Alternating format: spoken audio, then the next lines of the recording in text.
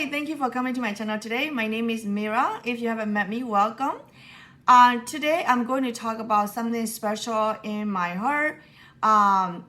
This channel is mostly about being frugal and saving money, paying our debt, or financial freedom, all these fun stuff, but take time to work on it. Today I'm going to talk about this article that I found online. I recently read a lot every day. And this one I found is from iMom. The title is called 10 New School Year's Resolution. I have this computer in front of me, so I'm just reading it. I'm gonna be reading the top part of it, and I'm gonna talk about how I take on these articles. And it doesn't mean that you will have the same opinion as me, but this is not about how you have to do your life, This is about some suggestions that I thought is intriguing and it's fun to practice. Some of them I already done it, I'm already doing it, and most of them are, but then I like to learn new things every day and see what I can do better in my life. And you can do the same thing. If some of the ideas are great for you, go ahead and apply it. Some of them are too much or too not appropriate for you, and don't do it, So number one is keep the school supply refills on the predetermined place. So it's pretty much what I take on is like keep it in one spot and keep it simple. And so, for example, there's a school supply list in the United States. They say this list is for what grades, right? So we have this list and we'll go shopping, right? That's what I did on the first grade. My son is now second grade, and first grade as a new mom, not necessarily new, I'm saying first grade. I was like so excited, and I'll buy so many things, and I was like, oh my God, so much cost, But then I saved them, whatever my son didn't use it, so in the corner of my room somewhere. But now we moved to a new place in Florida. We have such smaller storage space, which I love it. So in our couch, like when you lift it up the couch, you have a storage area. And I put a little bins and little package box in over there. There will be marker, there will be block, there will be pencil, there will be book, extra stuff. The reason I ended up with everything extra is like, I think if you are in the United States, I think you might be familiar with that.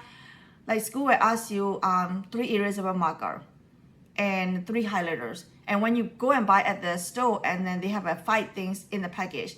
So you give 3 to your son or your daughter, and then there are 2 left, but you don't know what to do with it. You cannot just dump it in a dumpster. So you put it somewhere, it becomes like messy and decluttered in the house. So what I do is I just keep them in the one place, and the next year we go and shop it. So that's a bonus tip for you, not from the article. So keep them in this place that they can use it in next year too. Next one is make the kids pack their own lunch or part of them. So we have these little pouches that we keep them. It's a snack pack.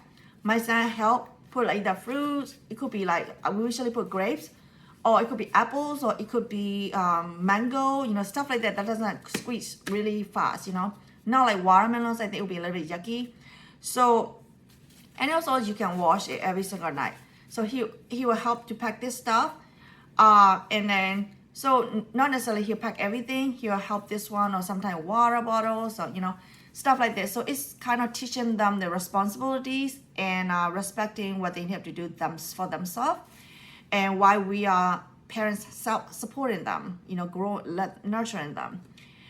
And third one is the kids will set their own clothes out the night before. So my son is pretty simple in the clothing, why he only wear 1 top and 1 bottom, and it's the same outfit every day. It's a uniform, which is pretty nice. They're quite expensive, but if you know how to shop it, they're pretty okay. I made this Back to School 2023 video. If you haven't checked it out, I'll link it here or there, and you can go ahead and check it out and click it after this video. It's pretty saving tips idea for people. So that way, when the clothes is ready for the night before, when the kids wake up, clothes are ready for him, But we do the laundry every night. I know it's like some people don't agree with me. It is much easier for me. I have to take what I can. I have to let it go whatever I cannot, So every morning we have a clothes and we just dump it in the car on the couch.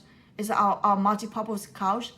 And then he'll pick out what he has to wear, like top, bottoms, and stuff, and we're done. And the rest I'll take care of it. That's my responsibility. it's pretty easy. If you have so many kids, that I think it's a good idea to have a clothes ready, set it up for the kids next day, especially if you do not have a uniforms for the kids, depends on school or where you're attending.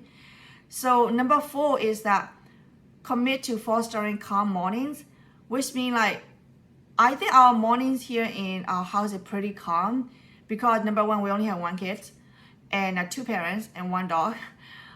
So when we wake up, and in the past I will like do everything, like long time ago I'll do everything, which is like I will start making breakfast, or I'll start cutting fruits, and I will do dishes, I'll do laundry, I'll do everything crazy morning, and I go explode it. And but then other people have like they just take it easy in the morning, which is nothing wrong with that. But then I think it's not really like calm morning anymore, you know what I'm saying? So I delegated the different positions to people in the family members, so everybody had their own things to do. So it becoming like they have their chores to do, I have my chores to do. So we collectively work together as a family. So we kind of respect, oh, that is hard to do, get it done. So that way we appreciate each other more. And next one is like greet my kids after school with a pleasant attitude. So which is extremely important, you know. Yes, we all have a long day sometimes. It could be we have a lot of work to do, you know. It could be you work from outside, you work from home, you work from hybrid, I don't know, you work somewhere. At the end of the day, you're gonna meet your kids, right? If they are going to school. But if they are at the home school, then no problem either. I think this article is talking about after school, so I take it as like a public school or private school going outside. So I do that is that I will pick up my son, and then I will say hello, just like, you know, I'm usually really excited to see him every evening when I pick him up. But I have to calm myself down because I don't want to be so hyper all the time in front of my son. So he come and I say, hey, how's it going? You know, how's your school? And he'll talk about stuff and I'll just mostly listen. And so it's kind of like we got a bonding time on the way home, or also morning time too, which is a great time. We have a kind of ritual that we do it every single evening. So we kind of get to know each other, like, oh yeah, how's your day? Even though he's 7 years old, he's very mature that he can hold that conversation. And number 6 is that I will let my child experience natural consequences. I think this article is talking about, oh, you know, anything, then there's a consequences, you know. So I tend to jump on so many things, like trying to help him. Oh, your homework cannot be forgetting, you know. Do you finish your homework, you know, as a mom, you know. I think I only have one person to focus on, you know, which is my son. So, but the thing is that if I do so much things, then he might not be learning those consequences. So sometimes I need to step back and I need to let him lead it. For example, when he come home from school, this school teacher this year she gave a homework every night. You need to finish it, and you need to turn it in back tomorrow, next day, next day. So for the homework, I will let him to do his homework. So I'll pick it up, the paper from the book pack, and I'll just put it on the table for him. And then when he's relaxed from his routine or whatever he's doing, he'll go and do his homework. And then we put it back into his backpack. So, you know, so he just have to learn that, okay, this is a time that I had to do it. So he'll set up an alarm. The alarm will remind him that he will do it. So since he's a little bit younger than other parents, other kids that you might have, he doesn't have too much things to do so much yet.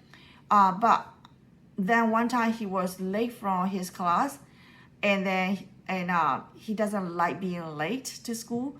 So he walked, like he said, oh, let's go, you know. He remind me in the morning, hey, let's go before it's too late, you know. And at school, you cannot run either to classroom, you know. So he need to walk, you know, with the walking feet. So he kind of learned that from one thing, and he take charge of it. So which is a really good thing that I think is as a parents or adult that we can nurture them in that way, so that way they can take their own responsibility. Number 7 here, what she says that push my child to advocate for themselves.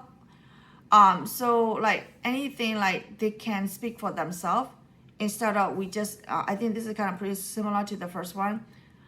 previous one, so they can let them speak for themselves, and you cannot behind the scene and kind of supporting them, their behaviors and their actions, and coaching them mostly, So I thought it is kind of like nice that I'm learning to do that, because mostly I came from the Asian background, so I think I have this a lot of protected mind, but I have to learn to like step back a little bit and to able to let him take charge of it.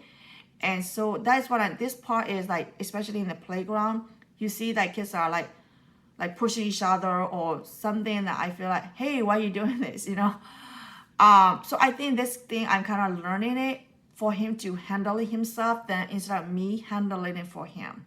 So I think this little thing can help him and me to go farther in that, doing this kind of process. Number 8 is like make the most of the weekends. In the past, in the weekend, I am very busy with, I think, different seasons of my life. I'm always busy. Like right now I'm doing YouTube, right? And working and being a mom and taking care of the house. I kind of so many hats, as a parent, I guess. In the past, one season of my life, I was studying the custom broker exam, U.S. custom broker exam. So I'm a licensed custom broker in the past life. But right now, I totally changed the career to be, I own the language enterprise level languages company, the language interpretation services company. I also work doing the translating too, not just own the company, I also do the translating too. So in the past, I'll fold in that, but either I'm studying to pass a test, or either I was folding the laundry during the weekend, without, it's just literally folding the clothes. It's just like waste of my time, but I didn't know that at the time. So like it's just so much, But nowadays, I choose this career and stay home, working from home, doing this remotely. That gives me more chance to taking care of whatever job need to be done on the weekdays instead of pushing everything on the weekend. So I have on the weekend, I have a little bit more relaxing time, taking care of playing with him on the golf classes or stuff like this, I don't want to regret that, so I'm trying to do that as much as I could, but without deteriorating or draining myself too. And next one is recognize whole child, not just his grades. I think this is extremely important. I used to try to prove myself that I am great or I'm good enough like others. I had to prove that all is grade A or A plus, whatever. But then now I am a mom, and I told my son literally that he doesn't have to have an A plus all the time.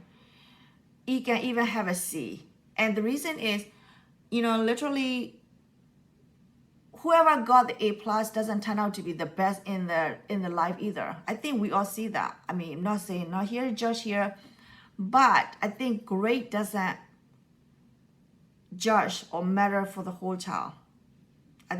I hope you agree that part. Again, everybody has different opinions. So I don't pressure him, but I'm very lucky that he is extremely smart, way smarter than me, plus my husband. So I'm grateful for that.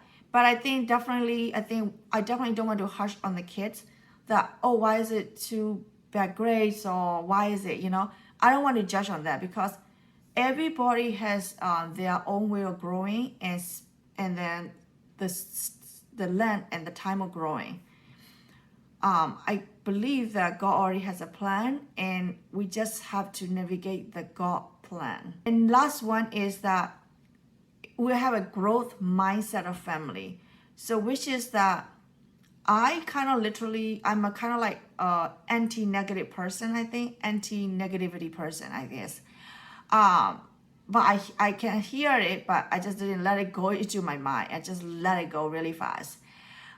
With that said, for once I'm parenting my child, I am learning like my attitude, like I have a very strong attitude in terms of toxic mind or negativity. But this one is like, oh, if for myself, if it's something too hard, that I keep trying it. I just like not giving up, I don't know how to give up things. So unless it is bad, right? This one is like teaching your son to have like teaching your kids to teach like you cannot do it or cannot do it yet. Oh, it's not tall enough yet. That kind of thing. Maybe he like to swim, but it need to be 48 inches, to be able to go to the slides, that kind of thing. Oh, not yet. So that's why we use the word not yet last 2 years, because he like to have a water slides, but it need to be 48 inches height. So, that kind of thing. But I hope you enjoyed that. And I know that I talk a lot, so I'm trying to make a short video, but thank you so much for joining this video. And I hope you learned or you love something that I have read and share with you today. Thanks, and nice to see you, and see you tomorrow. See you next time.